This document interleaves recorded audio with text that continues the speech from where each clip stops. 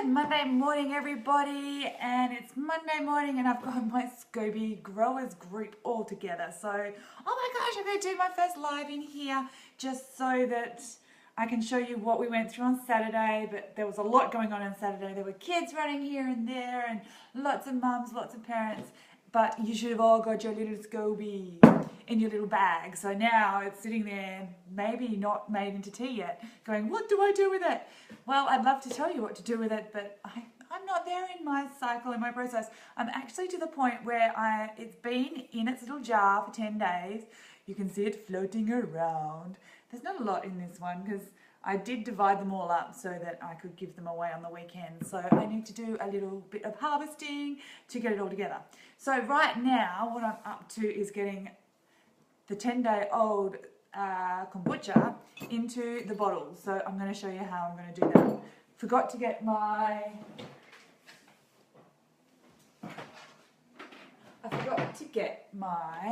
bowl and my strainer. So the easiest thing, oh, and my jar.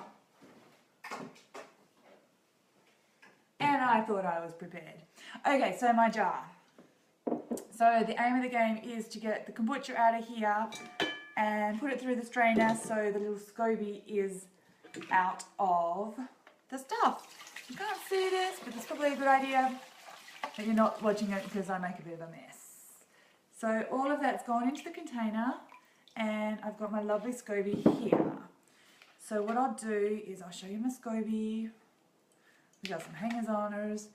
Okay, here he is. He's nice and round because Scobies make the same shape as whatever containers they're in.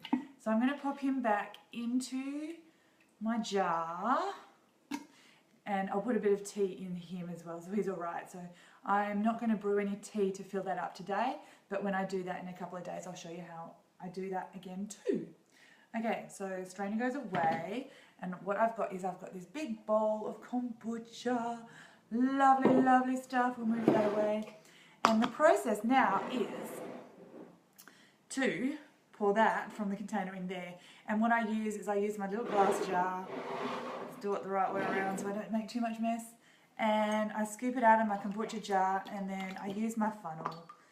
And it just goes into the bottle. And just keep on doing that until you've got a full bottle. And I use about a 2-litre jar to make my kombucha, so it does get a little bit less than 2 litres in the result because the kombucha Scoby actually grabs it all. And I've got some old jars that I used for my lasagna the other night and I'll fill that one up too. So you just want really jars which are really airtight because over time the kombucha will get more and more vinegary.